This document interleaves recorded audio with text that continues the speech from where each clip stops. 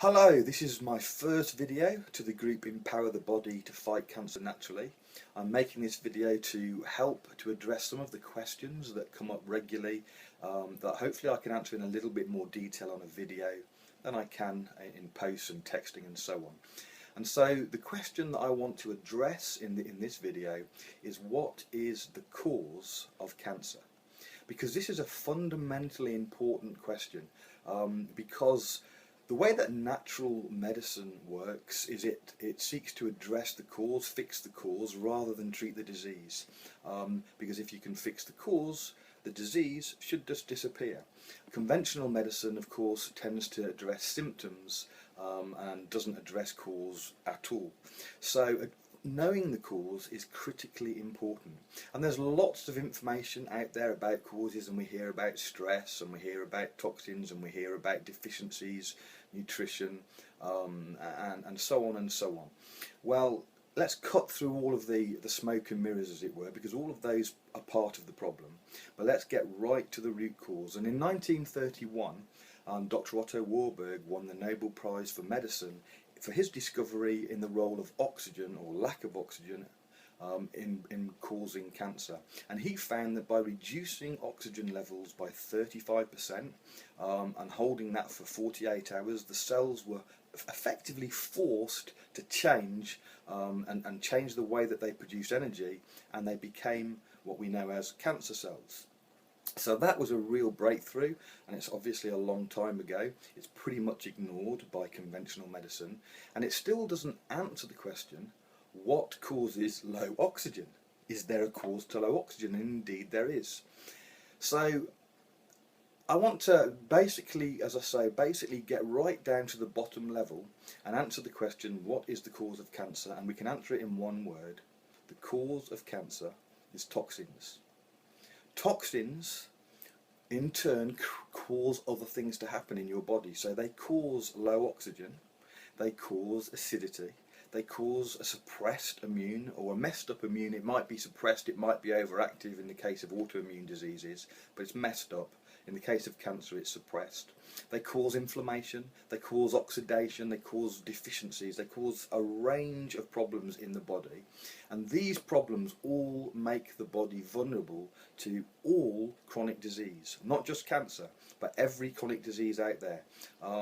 And depending on your genetic makeup, your personal weaknesses and so on, you might get cancer, you might get a specific cancer, depending on where the toxins have gone in your body. For example, if you're a smoker, most of the toxins go into your lungs, so we know that that causes lung cancer. You know, if the toxins have gone into our brain, then we might end up with brain cancer, or colon cancer if it's there, etc., etc. So it depends where the toxins end up and where they particularly damage. So toxins then are the underlying cause, not some of the other things that people talk about, like stress and deficiency. We've had stress and deficiency throughout history. We've had people, for example, in the time of slavery, well, it's still slavery today, but the times that we think about as slavery, when people were pulled out of their homes, taken from their country to another country, and used and abused as slaves, they weren't all dying of cancer, despite the fact that they must have been under immense stress and had horrible diets. They weren't dying of cancer. So stress and deficiency, while being contributory factors, they are not the underlying cause. It's toxicity, and that's why today we're seeing an explosion in chronic diseases, because we're seeing an explosion of toxins coming at us from every angle, from our water, from our food, from our soil, from the air, from the materials that make up the products we use, our household cleaners, our personal care products. We're just bombarded with toxins. Radiation is everywhere, from our mobile phones, our internet, our Wi-Fi, etc., etc., etc. So we have this massive range of toxins. So how do we do anything about knowing that toxins are the cause? So first thing we need to do is, as far as is practically possible, is avoid toxins.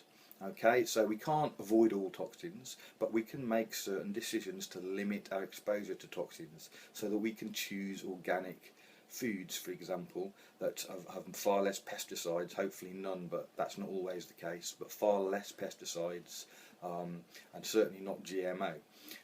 We can choose distilled water and remineralise it, which will get rid of nearly all the toxins, the fluoride, the hormones, the chemicals, etc. from our water. We can choose organic personal care products and chemical-free household products, etc. We can have root canals removed, big source of toxins internally within our body. We can help our bowel movement, because that's one of the ways that we get rid of toxins, and certainly we can poison ourselves if we're not having regular bowel movement, poison ourselves from internally. So avoiding toxins is step number one. Step number two is helping your body to remove the toxins that are in it.